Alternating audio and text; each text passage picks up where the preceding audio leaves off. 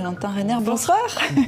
Vous riez de tout, mais surtout de vous-même. Hein. Oui. On va le voir. Vous êtes humoriste, bègue depuis l'enfance. Votre spectacle solo s'appelle La vie est bègue. Vous racontez votre parcours, vos embûches, le regard aussi que les gens portent sur vous. La France vous a découvert dans un télécrochet. Votre participation à l'émission a été vue 20 millions de fois sur les réseaux sociaux. Est-ce qu'on peut dire que ce jour-là, c'est un rêve qui devient un peu réalité? Ouais, c'est un rêve qui vient tout d'un coup, et puis en plus 20 millions de personnes qui vont regarder un bègue 5 minutes après, ils sont tous ressortis sourds de cette expérience-là. Donc.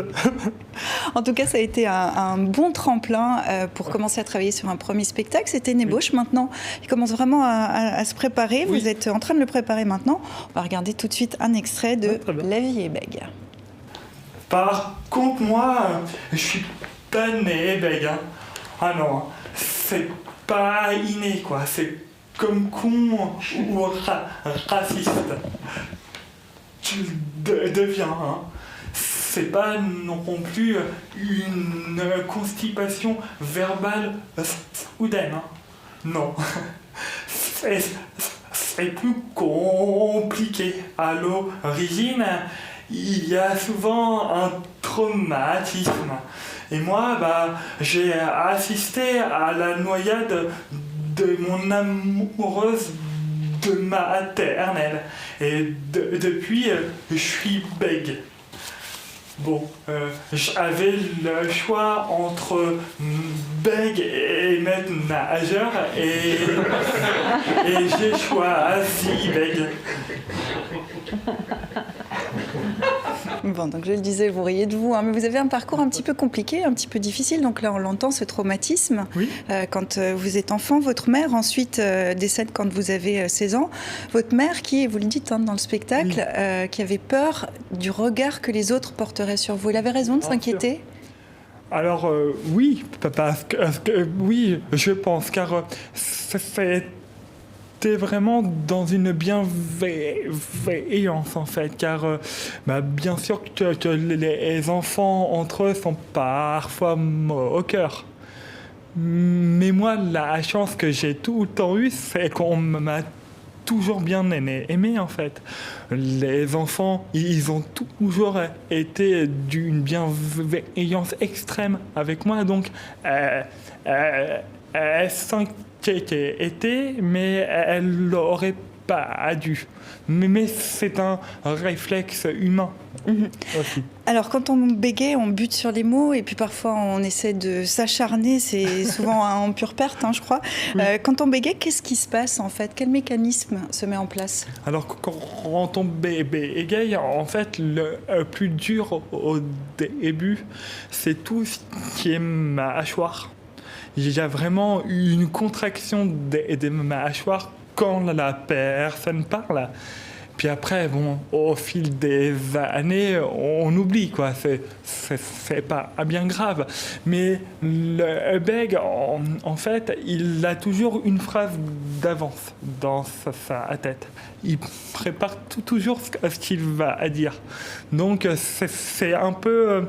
c'est le bégaiement, proprement parler, en fait, il y a plein de théories, mais on n'est pas sûr de la chose concrète qui provoque le bégaiement.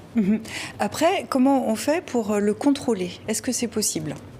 Alors, c'est possible, mais moi, c'est toutes les méthodes que je combat, en fait. Tout ce qui est méthode que j'appelle la robotisation.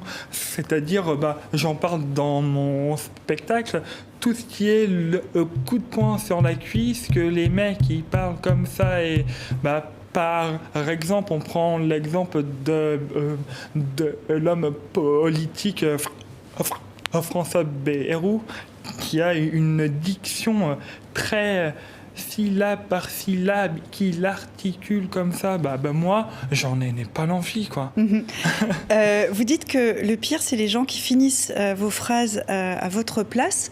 C'est quoi les principales difficultés au quotidien? C'est C'est vraiment dans tout ce qui... Et puis en plus, avec le masque, en ce moment, c'est plus dur car on a un gros souci d'acoustique. Les gens me demandent plusieurs fois de répéter, donc au lieu que ça prenne 5 minutes, ça me prend 3 heures. Et puis à la boulangerie, il y a des files d'attente incroyables. Je crois que vous avez, dites-moi si c'est juste, je crois que vous avez été prof de français pour des migrants. Prof, non. Mais en fait, j'ai été accompagnateur social dans une association dans l'Eure.